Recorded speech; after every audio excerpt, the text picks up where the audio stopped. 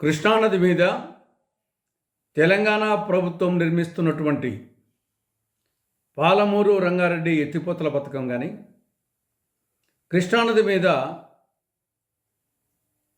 ఆంధ్రప్రదేశ్ ప్రభుత్వం తలపెట్టిన రాయలసీమ ఎత్తిపోతల పథకం కానీ, ఈ రెండు కూడా అక్రమ ప్రాజెక్టు.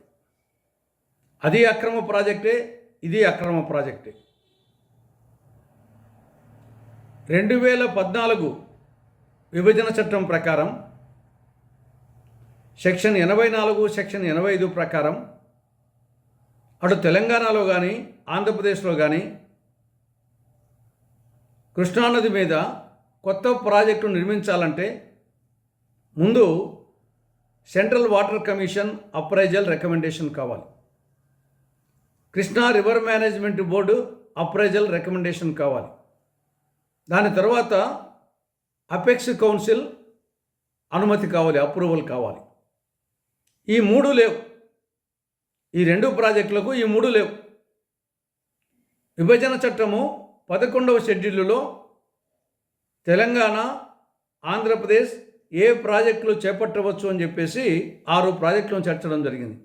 ఆ 6 ప్రాజెక్టులో ఈ రెండు ప్రాజెక్టులు లేవు. కాబట్టి ఏ కోణంలో చూసినా ఇవి రెండు కూడా అక్రమ ప్రాజెక్టు. మరి ఎందుకోసం నిర్మించాలనుకున్నారు? ఈ రెండు ప్రాజెక్టులు కూడా కేవలం కమిషన్ల కక్కుర్తి కోసం నిర్మించినటువంటి ప్రాజెక్టు. పాలమూరు రంగారెడ్డి ఏమో ఆనాడు టీఆర్ఎస్ ప్రభుత్వం కేసీఆర్ ముఖ్యమంత్రిగా 2015 జూన్ 10వ తారీఖున జీవో ఇచ్చింది, అడ్మినిస్ట్రేటివ్ శాంక్షన్.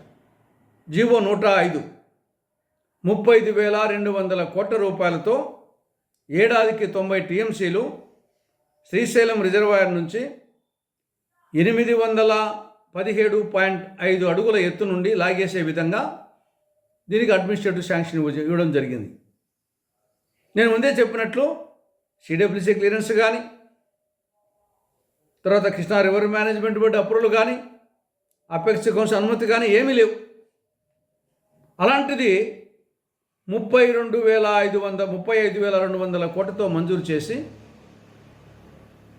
అదేవిధంగా డిండి ప్రాజెక్టు కూడా ఏడాదికి 30 టీఎంసీలు శ్రీశైలం రిజర్వాయర్ నుండి తరలించే విధంగా అది కూడా 2015 జూన్ 11న జీవో 107 ద్వారా 6,190 కోట్లతో మంజూరు చేయడం జరిగింది.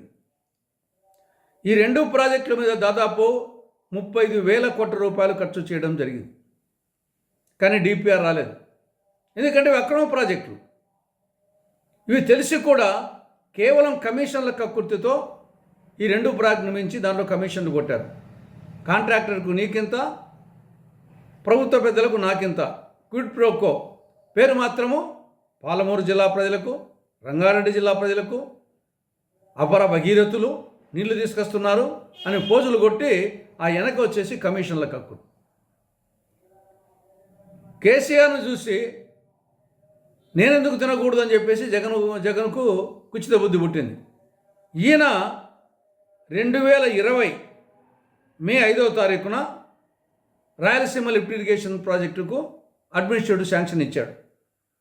ఎంత? 3,378 కోట్ల రూపాయలు.